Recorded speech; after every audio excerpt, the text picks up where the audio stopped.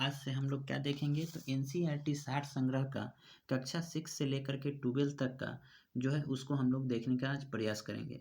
तो देखिए इसमें सबसे पहले है संवैधानिक विकास, जिसमें पहला क्वेश्चन है कि रेगुलेटिंग एक्ट 1773 द्वारा सर्वोच्च न्यायालय की स्थापना कहाँ की गई थी। तो यह कलकत्ता में किया गया था। कहाँ पर? कलकत्ता में।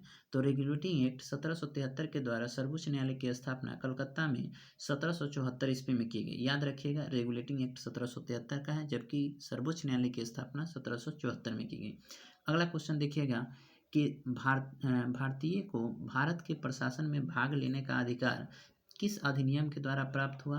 तो चार्टर एक्ट 1813 के 33 के द्वारा प्राप्त हुआ।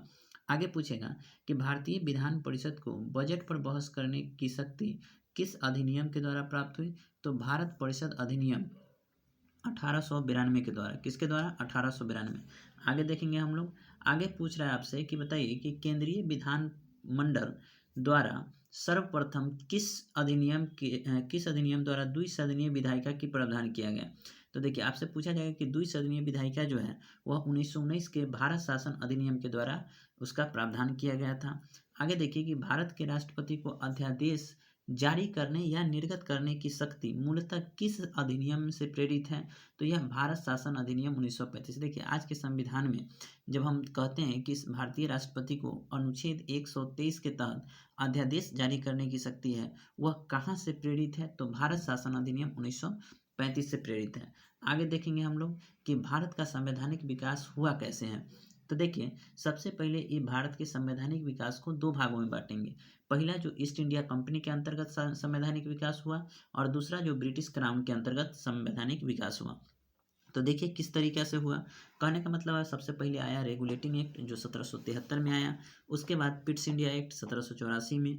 उसके बाद 4 चार्टर्स एक्ट आएंगे, जिसमें 1793 का चार्टर एक्ट, 1813 का चार्टर एक्ट, 1833 का चार्टर एक्ट, और उसके बाद 1853 का चार्टर एक्ट। उसके बाद 1857 ईस्वी में एक महान क्रांति होगी और ईस्ट इंडिया कंपनी से पूरे शासन को छीनकर ब्रिटिश क्राउन के हाथ में दे दिया जाएगा, और उसके पास ब्रिटिश क्राउन के द्वारा भारत शासन अधिनियम पेश किए जाएंगे, जिसमें पहला भारत शासन अधिनियम जो है वह कैनिंग के शासनकाल में 1858 ईस्वी में आएगा।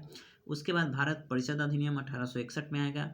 उसके बाद फिर से भारत परिषद अधिनियम 1892, 1909 का मार्ले मिंटो सुधार, 1919 का मॉन्टेग्यू चेम्सफोर्ड सुधार, और अंततः लास्ट में भारत स्वतंत्रता अधिनियम 1947 आएगा। देखिए इसको एक ब्रीफ तरीका से हम लोग देख लिए एक टेबल के फॉर्म में। अब आगे इसके विस्तारित फॉर्म को देखेंगे जो ऑनलाइनर फॉर्मेट में इसमें दिया गया है। आगे देखिए क्वेश्चन कर रहा है कि केंद्र में द्वैध शासन किस अधिनियम द्वारा लागू किया गया। तो भारत शासन अधिनियम 1935 के तहत। याद रखिएगा कि द्विसदनात्मक विधायिका की बात 1919 में कहा गया है, जबकि द्वैध शासन व्यवस्था की बात 1935 में कहा गया है। फिर से आगे देखते हैं कि ब्रिटिश सरकार में किस अधिनियम में संघीय व्यवस्था का वर्णन किया गया है या फिर प्रावधान किया गया है। तो 1935 में किया गया है। किसमें? 1935 में। अब आगे चलते हैं, इसमें क्या दिया गया है। आगे आते हैं। आगे कि अखिल भारतीय संघ स्थापित